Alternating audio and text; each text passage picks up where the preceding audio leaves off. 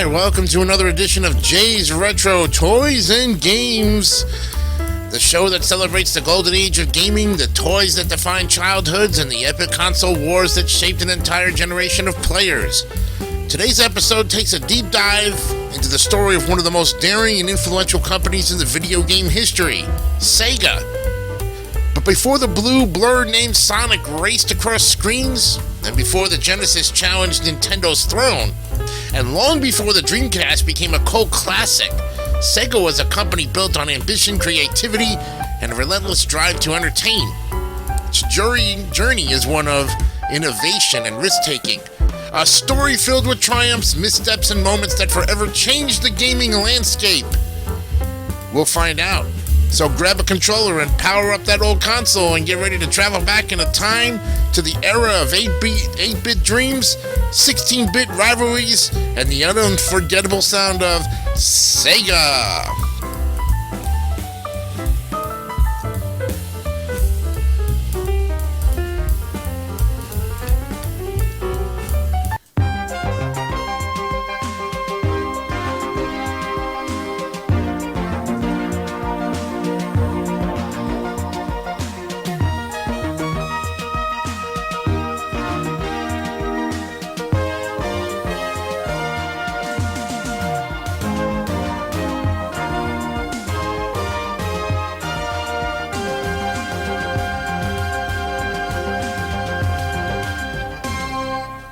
Welcome everybody to Jay's Retro Toys and Games, episode 79 on this November 6th, 2025. And of course, I'm Jason DeCanio, your host, and ready to go with another look at another retro console in the Console Wars list of the very most popular gaming systems of our time. Well, tonight we look at Sega. And the Sega story begins in the 1940s, long before video games existed. Two American entrepreneurs, Martin Bromley and Richard Stewart, founded Service Games in Honolulu, Hawaii. Their mission was simple: provide coin-operated amusement machines to U.S. military bases stationed across the Pacific, and these machines offered soldiers a taste of home and a way to unwind during their downtime. By the 1950s, Service Games had expanded into Japan, where it began manufacturing and distributing slot machines and jukeboxes. The company's success in the post-war entertainment market laid the foundation for what would become one of the most influential gaming companies in history. In 1954, another American businessman, David Rosen, founded Rosen Enterprises in Japan. His company specialized in importing photo booths and arcade machines, quickly becoming a major player in Japan's amusement history.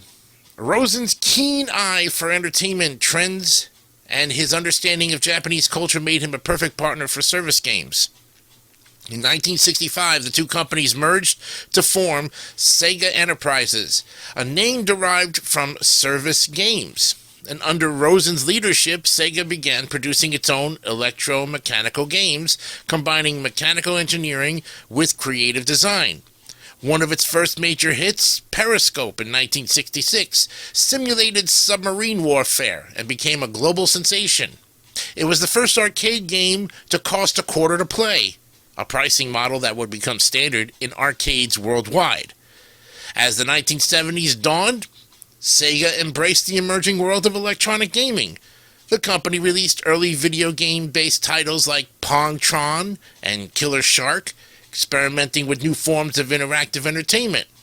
Sega's arcade machines became known for their vibrant visuals, mechanical innovation, and immersive gameplay. And during this era, Sega also began expanding internationally, establishing Sega of America in 1982. The company's arcade dominance grew with titles like Zaxxon, Frogger, and Turbo. Each game pushed the boundaries of what was possible in arcades, blending fast-paced action with colorful graphics and catchy soundtracks. Sega's reputation as a pioneer of arcade entertainment was firmly established. By the early 1980s, the home console market was booming, and Sega wanted in. In 1983, the company released the SG-1000, its first home console. Unfortunately, it launched on the same day as Nintendo's Famicom in Japan, and Sega's system struggled to compete. Despite modest sales, the SG-1000 laid the groundwork for Sega's future consoles. It introduced the concept of interchangeable cartridges and a growing library of games. Sega quickly followed up with the Mark III, which would later be rebranded as the Master System for international markets. The Master System boasted superior graphics and sound compared to the Nintendo Entertainment System, but Nintendo's tight control over third-party developers made it difficult for Sega to gain traction in North America. In 1988, Sega launched the Mega Drive in Japan, known as the Genesis in North America. This 16-bit console was a game-changer. With its sleek design, arcade-quality graphics, and a fast processor, the Genesis was built to deliver the kind of high-speed action Sega was famous for in arcades. And when the Genesis arrived in the U.S. in 1989, Sega of America, led by Tom Kalinske, launched an aggressive marketing campaign. The slogan, "Genesis does what Nintendo don't," became legendary, positioning Sega as the cooler, edgier alternative to Nintendo. The arrival of Sonic the Hedgehog in 1991 sealed Sega's place in gaming history. Sonic's speed, his attitude, and colorful world perfectly embodied Sega's rebellious spirit. For a time, Sega dominated the 16-bit era, outselling the Super Nintendo and capturing the hearts of millions. And while Sega was thriving in the console market, it also sought to conquer the handheld space. In 1990, the company released the Game Gear, a full-color portable console designed to compete with Nintendo's Game Boy. The Game Gear offered impressive visuals and a backlit screen, but its short battery life and bulky design limited its success.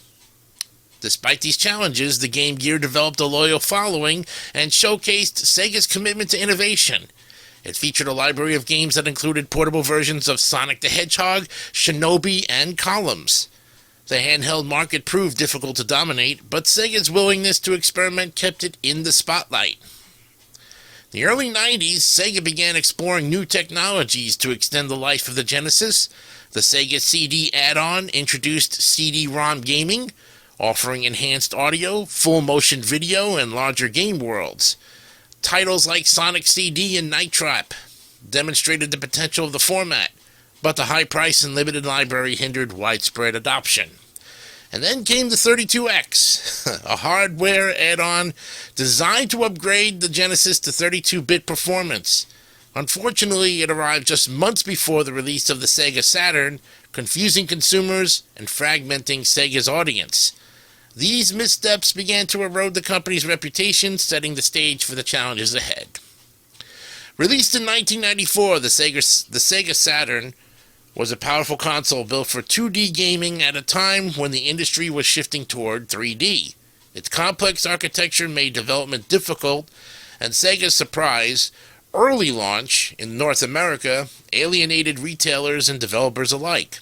And despite these issues, the Saturn had a strong lineup of games, including Virtua Fighter, Panzer Dragoon, and Nights into Dreams. In Japan, the console performed well, but in North America and Europe, it struggled against Sony's PlayStation.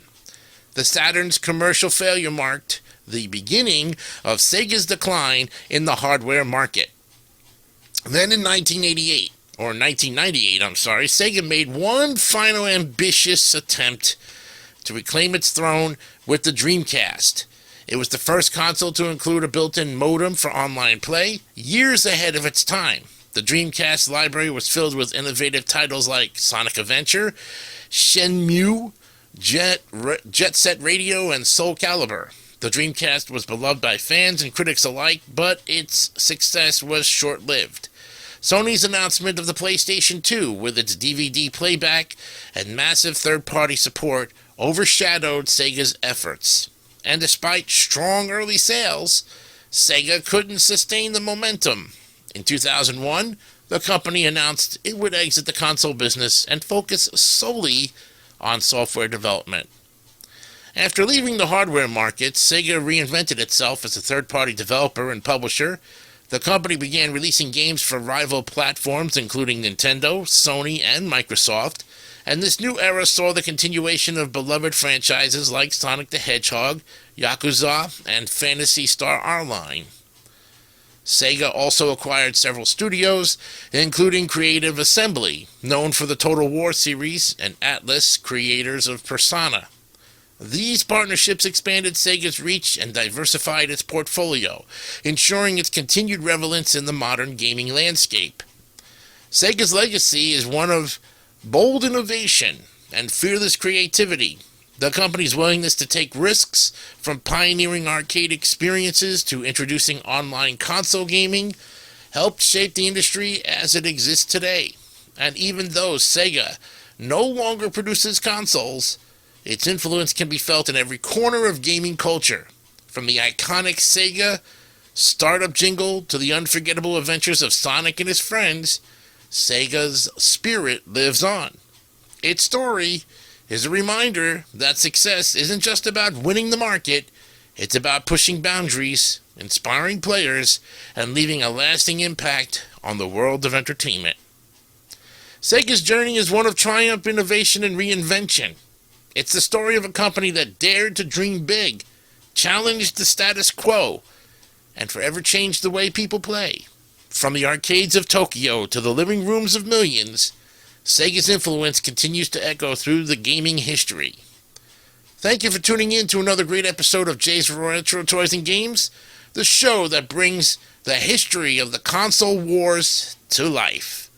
We'll see you next time on episode 80, where we'll look at that very first console of Sega Genesis, of the Sega company, the SG-1000. Next time on Jay's Retro Toys and Games. I'm Jason DeCanio. Have a great night. We'll see you the next time. Bye for now.